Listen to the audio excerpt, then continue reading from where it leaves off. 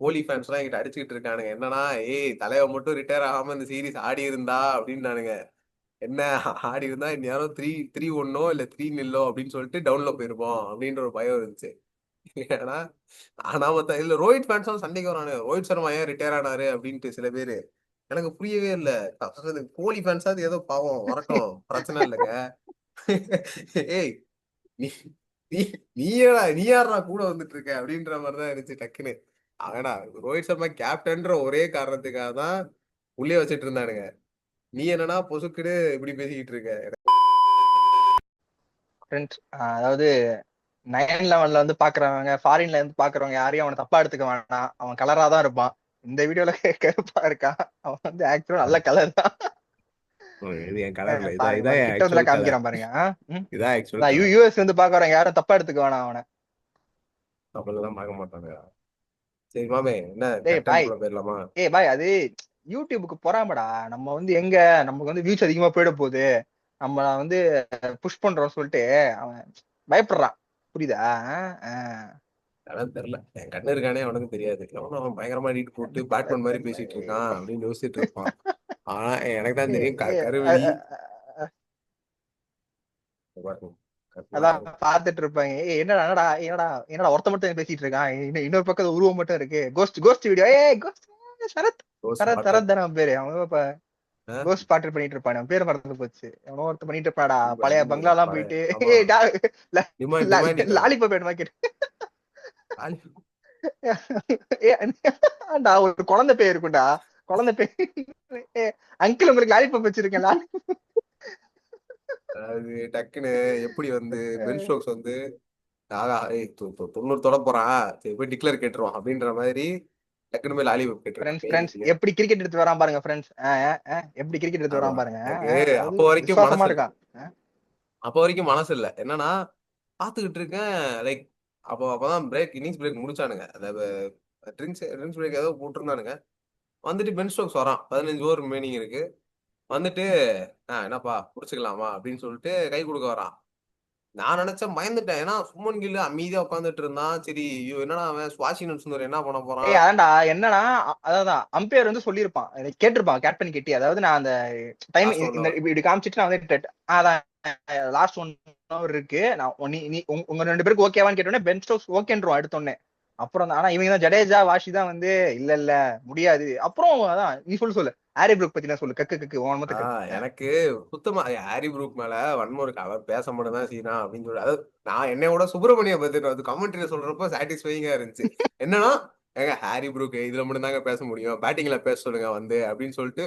அதாவது இந்த biased posting இதெல்லாம் வந்துட்டு அவன் இப்பயும் பயாஸ் தான். இந்தியாவுக்கு பயாஸா இருப்பான். அவனுக்கு எந்த டீம் பிடிக்குதோ அதுக்கு பயாஸா இருந்துக்கிறான். உண்மைதான். அது அனிருத் தாச்சிகா சொன்ன மாதிரி. அதுல ஆஹ் என்ன இருக்கு? இப்ப ஆஹ் இப்ப எனக்கு கூட தான் இங்கிலாந்து பிடிக்கும். நான் இங்கிலாந்து தான் பேசா இருப்பேன். பென் ஸ்டோக்ஸ் பிடிக்கும். கே இங்கிலாந்தோட கே ஃபார் பயாஸா பென் ஸ்டோக்ஸ், இருப்பாங்க. ஒன்லி ஒன்லி கே ஃபார். ஸ்டோக்ஸ்ன்ற எனக்கு உண்மையிலே ஸ்டோக்ஸ் பண்ணது வந்துட்டு எப்படின்னா லைக் மைண்ட் கேம் ஆடுறேன் அப்படின்னு சொல்லிட்டு ப்ரூக் போட்ட பவுலிங்கும் சரி. அவன் வந்து ஜடேஜா அதெல்லாம் பார்க்கவே இல்லையே தம்பி, என்ன பவுலிங்க போடு, ஓவர்ல தான் ரன் தேத்த போறேன்ற மாதிரி வச்சு அடிச்சுக்கிட்டு இருக்கான் அங்க ப்ரூக்கை பிடிச்சி. நல்லா இருந்துச்சு எனக்கு பாக்குறப்ப. என்னதான் டிஸ்பேச் பண்ணிக்க, 89 ரன் வரைக்கும் நீ அவுட்டே எடுக்கல. அவுட் எடுக்க முடியலன்னு சொல்லிட்டு வந்து கை கொடுத்துட்டு எனக்கு கடைசி 11 ரன் வந்து நீயா அடிக்க விட்ட மாதிரி அடிக்க விட்டேன்னா அது ஓம் மிஸ்டேக், முடிஞ்சா அவுட்டர்ரா அப்படின்னு சொல்லிட்டு ஓப்பனா சொல்லிட்டு போயிட்டான். எனக்கு அதுதான் தெரிஞ்சுச்சு. நல்லா இருந்துச்சு ஒரு முடியா. எப்படி சொல்றது. ஏய் பெருஸ் அதான்டா, நானா நானா நினைச்சிருக்கேன்னா ஃபுல் ஓவர் ஆடு, 1 மணி நேரம் ஆட விடு. 1 மணி நேரம் ஆடி அவன் டயர்ட், ஃபீல்டு டயர்ட் ஆக்கு. அவன் ப்ரூக்கே போட்டாலும் பரவாயில்ல, உட்காந்து ஆடிக்கிட்டே இருங்க, விக்கெட் விடாம ஆடு. இந்த இடத்துல வந்து ஒரு லாடு இறக்கி விட்டு அவன் ஒரு 50 அடிக்க வச்சிருக்கலாம், ஒரு சந்தோஷமா இருந்திருக்கும். இவன் யாரு, ஸ்டோக்ஸ் ஃபர்ஸ்ட் ஹாஃப்ல எப்படி சொல்றது, ஃபர்ஸ்ட் இன்னிங்ஸ் பேட்டிங்லயும் சரி பவுலிங்லயும் சரி தனியாலாம் தனியாலாம் நின்று விளாண்டாடா. ஏன்னா அவன் போடுறான்.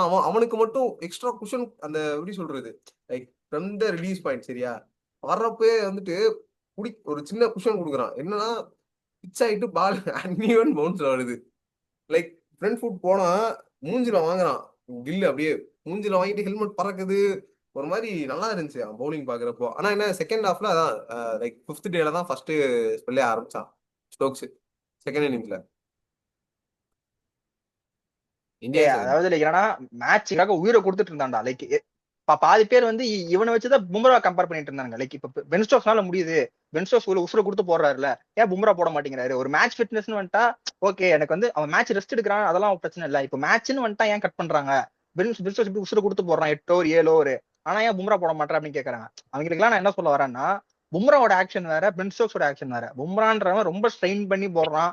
அது இல்லாம அது உனக்கு எப்படி நீ சொல்றாத எனக்கு சொல்ல வரல. ஆனா என்னன்னா லைக் ஸ்டோக்ஸும் வந்துட்டு அந்த 6வது ஓவர் முடிகிறப்போ பார்த்தோன்னா தெரியும் first ball of second innings என்னன்னா சொல்லியிருப்பாங்க கமெண்ட்ரியில அவன் அந்த ஷோல்டரை வந்துட்டு இன்னும் பெண்ட் பண்ணுவான், அதாவது முதுகெலும்பை வந்துட்டு இன்னும் வளைச்சு லோட கொடுக்கறனாலதான் அந்த எக்ஸ்ட்ரா பவுன்ஸ் அவனுக்கு கிடைக்குதுன்னு சொல்லியிருப்பாங்க. லைக் ஸ்டோக்ஸோட ஆக்ஷன் வந்து ரொம்ப காம்ப்ளிகேட்டட் இல்லைன்னு சொல்ல மாட்டேன், அவன் எக்ஸ்ட்ரா ஒர்க் லோட் கொடுக்குறான், அதனாலதான் அவன் அவ்வளவு ஸ்ட்ரெயின் பண்ணிக்கிறான் அப்படின்ற ஒரு இது வருது இந்த இடத்துல. ஆனா பும்ரா எப்படின்னா அவனோட நார்மல் ஆக்ஷனே பாத்தீங்கன்னா அவ்வளவு லோட் இருக்கும் அதுல. லைக் ஈஸியா வந்து யாருனாலுமே 143 145 கேஸ்ல போட்டுற முடியாது கேம்ஸ்ல.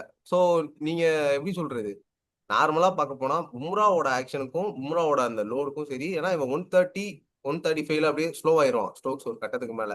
ஆனா பும்ரா வந்து எப்படின்னா கன்சிஸ்டன்டா போடுவான், 4 ஓவர் 5 ஓவர் ஸ்பெல் போட்டாலும் அந்த 150 உங்களுக்கு கிடைச்சிக்கிட்டே இருக்கும், அதுதான் மேட்ருங்க.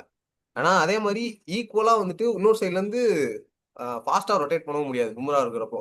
ஸோ ஒரு ஈக்குவல் ஃபாஸ்ட் பவுலர் வச்சிருந்தா லைக் சிராஜோ இல்ல ஆகாஷ் தீப்போ யாரோ அங்கிட்டு உங்களுக்கு அக்கம்பைன் பண்றப்போ ஈஸியா இருக்கும் இன்னும் பும்ராக்கு அவங்க நல்லா போடுறப்போ. அதான் பிஜிடில பார்த்துருப்போம், ஏன்னா அந்த சைட்ல இருந்து நல்லா போட்டிருந்தாங்க. ஃபர்ஸ்ட் மேட்ச் பார்த்துருந்தீங்கன்னா தெரிஞ்சிருக்கும், சிராஜ் சூப்பரா போட்டிருக்கோம் ஃபர்ஸ்ட் மேட்ச் இருந்ததுல பிஜிடில.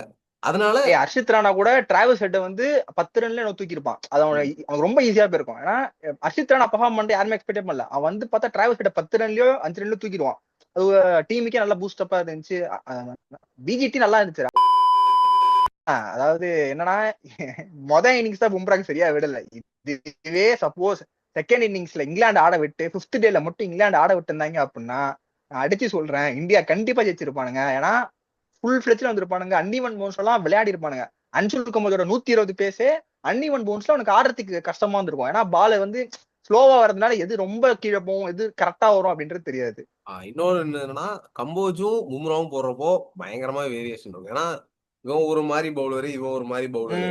அதே மாதிரி நீ வந்து இன்னொரு விஷயம் என்னன்னா கம்போஜ் வந்துட்டு நீ மார்க் பண்ணி கொடுத்தனா அங்க போடுற மாதிரி பவுலர்னு வச்சுக்கோங்க. லைக் அவனுக்கு அந்த ஸ்கேட்டர் ஆகாது பெருசா, அந்த ரொம்ப வந்துட்டு அங்கிட்டு இங்கிட்டும் போட மாட்டான்.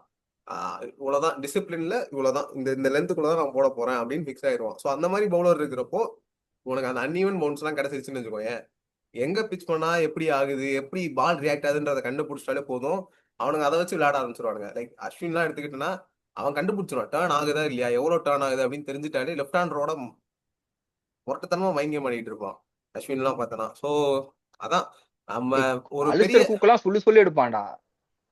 அதான் அலஷல் சொல்லு சொல்லு. எல்லாருமே லெஃப்ட் ஹேண்டர்ஸே பாதி பேர் ஸ்ட்ரகிள் பண்ணுவாங்க அஸ்வின் கிட்ட. அதான்டா கடைசியில் என்னன்னா இப்போ லைக் ஒரு ஒரு 100 ரன்ஸ் லெஸ்ஸா இருந்துருந்துச்சு நேத்து டேல அப்படின்னு பாத்துருந்தேன்னா இந்தியா வந்து ஈஸியா சொல்றேன் என்னன்னா ஒரு 150 160 இருக்கிறப்பே வந்துட்டு ஒரு 25 ஓவர்ஸ் இருந்தப்போ லாஸ்ட் செஷன்ஸ் விளையாட கொடுத்துருவாங்க. என்ன கேட்டிருந்தா லாஸ்ட் செஷன் ஃபுல்லா இங்கிலாந்துக்கு பேட்டிங் கொடுத்துட்டு ஆடா டே இப்ப ஆடுங்கடா 25 ஓவர்ஸ்டா, லைக் ரெடியூஸ் பண்ணதுக்கு அப்புறம் 25 ஓவர்ஸ் 28 ஓவர்ஸ் இருக்கும், ஆடுங்கடா அப்படின்னு சொல்லிட்டு தைரியமா கொடுத்துருங்களா என்ன கேட்டிருந்தா. ஏன்னா அவனுக்கு ரொம்ப கஷ்டம் அடிக்கிறதுக்கு, ஏன்னா பும்ராவோட 2 பிக் ஸ்பெல்ஸ் வந்துடும் 5 5 ஓவர்ஸ்னு வச்சுக்கோங்க. ஆனா அவன்கிட்ட ஸ்கோர் இல்லடா, அதுதான்டா பிரச்சனை. இப்போ நீ கரெக்ட் தான், 25 ஓவருக்கு ஒரு 150 அந்த மாதிரி இருந்திருந்தா ஒரு ஒரு கொடுத்துருக்கலாம். ஆனா இவன்கிட்ட ஸ்கோரே இல்ல. அவன் அப்பதான் 25 ஓவர் அந்த மாதிரி வரும்போதே அவன் 30 40 தான் லீட்ல இருந்தானுங்க. இந்தியா கிட்ட நிறைய லீட் இருந்து அப்படின்னா அட்லீஸ்ட் ஒரு சான்ஸ் பார்த்திருக்கான். டப்பு ரிஷப் அந்த குறுக்குல விட்டு டப்பு டப்புன்னு ஒரு 2 3 ஓவர்ல முடிஞ்சிருக்கு மேக்ஸிமைஸ் பண்ணு, ரிஷப் எல்லாருமே பண்ட் போற வரலாம் அடிக்க விட்டு அந்த மாதிரி பண்ணிருக்கலாம். ரிஷப் பண்ணிட்டு அப்போ ஸ்கிரீன்ல தான் காமிச்சானுங்க. அப்புறம் தான் எனக்கு மனசே வந்துச்சு, ஆகாடி இவனுக்கு எதுவும் ஆகல, அதாவது கார் ஓட்டி செத்து பொழைச்சவன்டா அவனுக்கு, ஏன்னா காலில் போட்டது கடை சாவ போறான் அந்த மாதிரிதான் இருந்துச்சு. அதான் அவன் வந்துருவான்டா, ஆனா என்ன ஃபிட்டா இருப்பானான்னு தெரியல. பார்க்கலாம் அடுத்த மேட்ச் எப்படி போகுது என்ன ஏதுன்ட்டு. எனக்கு தெரிஞ்சு ஜுரல் தான் ஆட ஆனா வைப்பாங்க. அதான் ஆனா என்ன கேட்டா இந்த இந்த சீரீஸ் டிரா ஆனா கூட இந்தியாவுக்கு கொஞ்சம் கம்மி தான்டா. ஏன்னா இந்தியா இந்த சீரீஸ் தான் ஃபுல்லா டாமினேட் பண்ணியிருந்தானுங்க. எல்லா இடத்தையும் டாமினேட் பண்ணி பேட்டிங்கும் சரி பவுலிங்கும் சரி எல்லாம் சூப்பரா பண்ணியிருந்தானுங்க.